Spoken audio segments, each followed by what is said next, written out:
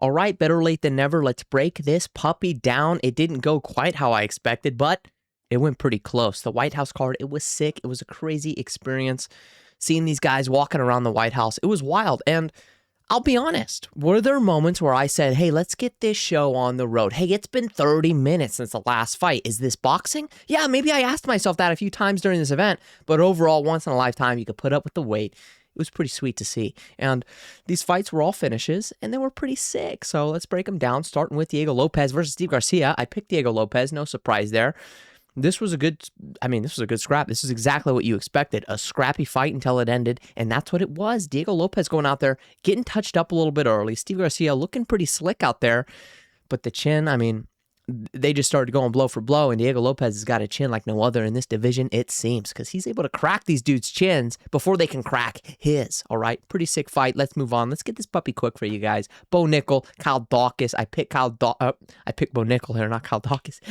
My theory here is, if Bo Nickel is this special elite guy who's, future championship worthy, you got to cut through guys like Kyle Dawkins, like freaking a butter knife through butter on a warm day. You got to be able to cut through these guys and finish them. You don't go out there and have close split decisions back and forth. You don't go out there and lose a close one. Like Bo Nickel had to get this one done via finish, and he did. And this guy's pretty darn good, so I'm excited to see what they do with him next. And let's move on, okay? We got Mauricio Hoofy versus Michael Chandler. This one is, it's a little sad for me, right? Michael Chandler, I want to see him get a win, man. It's been such a long time since this dude has got his hand raised.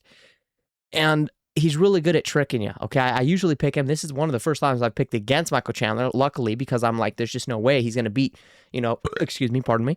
There's no way he's going to beat a guy like Hoofy, who's, all in, he's younger. Michael Chandler, he's inactive. He's on some losses. He looks, physically, he looks like a guy who could do some damage in there. He just, for whatever reason, can't do no damage in there. I don't know if he landed a glove on this dude's face. All right, Michael Chandler, what's next for him? I want to say, I've been saying it for a long time now. Give him Beneil Dariush, okay? I think that's a fight Michael Chandler might be able to get, if he throws a punch or two maybe, because the chin of Dariush is just not there. Michael Chandler, Dariush, can we run this puppy sometime? Come on. Let's move on. Josh Hawkick, Derek Lewis. This one was fun, okay? Derek Lewis, I'm not going to lie. I thought he'd get smoked early because I was like, he'll get touched one or two times clean and then just drop. But he was actually eating some shots, went into the second round, ate some big shots, you could tell he didn't want to quit on the White House lawn, all right? This guy, he took some big damage. It's just, he just ain't got it no more. He can't move like he used to. He can't hit like he used to. He can't put out volume like he used to. To think this guy in the fifth round is when he knocked Volkov out is insane to me because I can't picture him going past the third round, all right? But Josh Hawkitt gets it done. Nasty. This is what you want from a heavyweight. I've been saying this before. I'm a broken record. He talks trash. He's active and he puts on fun fights. What more do you want from a contender? This guy is the guy that I want to root for at heavyweight. So I'm excited to see what they do with him next. A good finish. You have to finish Lewis at this point to prove that you're an elite guy, similar to Bo Nickel. You got to finish guys like this at this stage in their career, and you did. So Josh Hawkick, good stuff. Let's go on up to Sean O'Malley versus Zahabi. This one was sick, okay? I'm not going to lie. Now, did the camera angle kind of kill this stoppage big time? Oh, for sure. The camera angle just completely dropped the ball on this. Sugar Sean cracks him with the right hand, does his little, salute to the crowd, which would have been a crazy cool moment. But the angle makes it look like, one, a very early stoppage, and two, you don't even see the celebration from Sean, so it just looks like he dropped him and then walked off. Like, what are you guys doing with these camera angles, man? You're killing good clips. You're killing good edit potential because you're not on the fighters all the way. What are we doing? We missed the salute. We have to wait for several replays to go down before we could even see him do it. But either way, pretty sick fight, pretty sick performance. Zahabi, I didn't know he was going to get finished here, guys. I did not think he was going to. I picked Sugar Sean here. I thought he was just going to light him up and, beat him on volume and creativity on the feet. I didn't think he was going to go out there and just ba-bing, put it on his chin. It was pretty sick to see Sugar Sean looking good, looking slick. And, yeah, maybe time to sit out and wait for the title shot because what else are you going to do, right? You can go fight Umar or you can go the Umar route and fight, random guys they want to give you. So Sugar Sean, wait for the title shot. This was a pretty sick finish and fight from Sugar Sean. Zahabi, for a durable guy like that to get put out, That's pretty elite stuff from Sugashan here. All right, let's move on to the co-main event. Let's click on this puppy because we want to spend a little more time talking about it, okay? Alex Pereira, Cyril Gane. Actually, I'm not going to spend too much time. I'm a little upset about this fight. The night, let's not lie here, guys, okay? The entire left side was the favorites, was who people pretty much wanted to win, thought was going to win.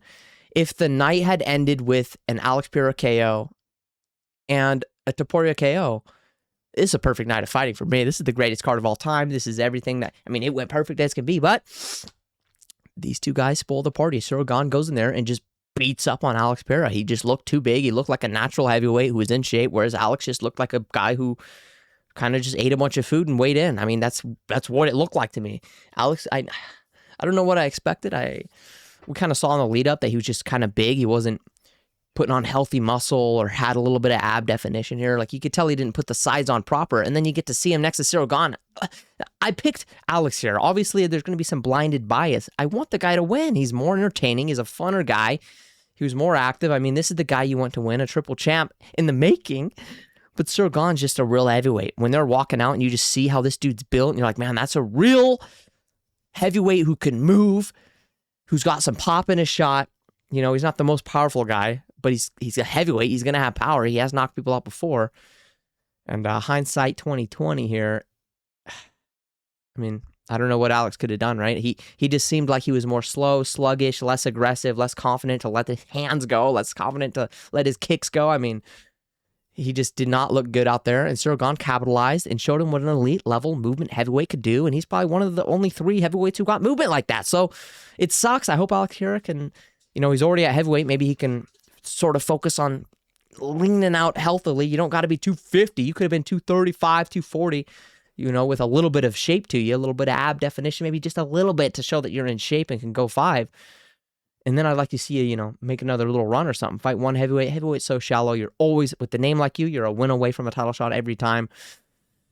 This fight, yeah, it sucked to see Gane win, but what it does do is it gives Tom Aspinall a chance to be the superhero of the division, right? You go out there and beat up Cyril Gane, who people hate already because he's a foul merchant. He poke you in the eye. He'll hit you in the back of the head. It doesn't matter. Cyril Gane's here to win the fight however he can.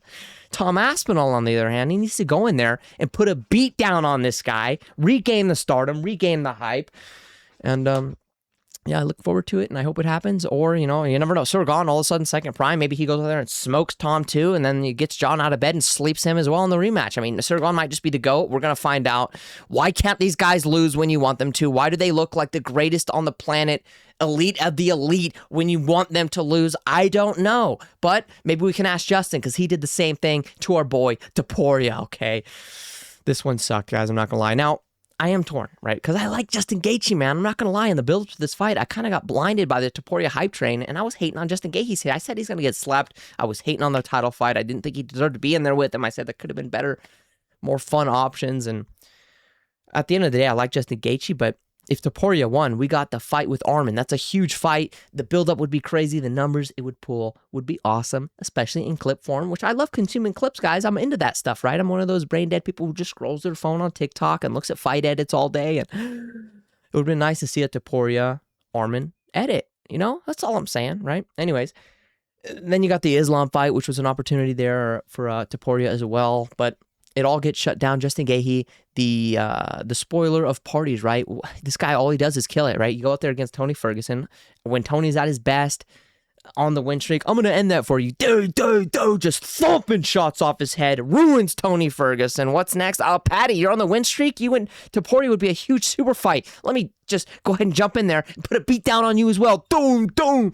Like, why does Justin Gaethje turn into the GOAT when we need him to lose? I don't know. He does it again here. He's supposed to get smoked out cold in the first round. Instead, he goes up there, eats some big shots, gives bigger shots back. I mean, he looked as good as you can look. People are talking retirement for this guy. You just went out there and put a beat down and finished the undefeated Topuria for the belt.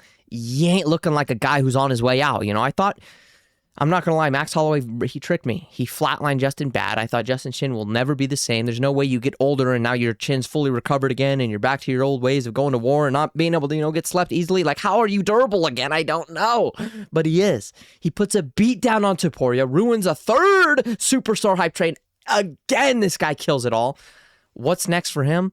I guess Armin, maybe he can go out there and kill the Armin hype train too, because I guarantee you with Justin Gaethje, he shows up randomly. He's going to stop every takedown. He's going to slam Armin on his head, and he's going to knock him out because this guy's the GOAT all of a sudden. I don't know how he did it. Islam, you better stay at 70, or Justin would have been the guy to beat you. Khabib, don't ever come back out of retirement and look for a rematch because he'll suddenly sleep you too. Justin Gaethje might be the GOAT of 55. No one's beating him. If Topuria couldn't sleep him, I mean, who's going to stop him? In a rematch with Charles, people are already making edits, you know, of Charles. He's going to get the belt back now because Justin won, blah, blah, blah. I got Justin Gaethje in a rematch, buddy. I mean, he just proved that this guy can hang in there with the best guys on the planet, eat the big shots, stop the grappling exchanges. He's way, like, let me slow down here. I'm getting ahead of myself here. I'm excited. These fights were sick, okay, guys? But we see Justin Gaethje get strangled out a few times. We see him get flatline cold, and we think, you know, he ain't got it no more. This guy's pushing 40. He ain't got it no more. And then he just proves that he can hang with these young bucks, and not only hang with them, outwork them, out damage them, out everything. This guy's just got it all, man. I mean, Justin Gaethje might be the GOAT. I'm hopping back on that hype train of Justin Gaethje here. I don't see anyone beating him. He's going to sleep Charles if they rematch. He's going to put a beat down and TKO Armin if they fight. And, Topuria, I think, actually would win in a rematch. But we can talk about that later, okay? Crazy night of fights. I can't believe the last two fights really hurt me pretty bad. I'm not going to lie. They stung. You know, they stung real bad.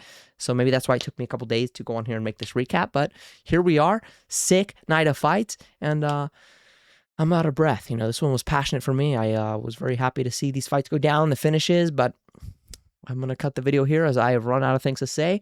Yeah, bye-bye.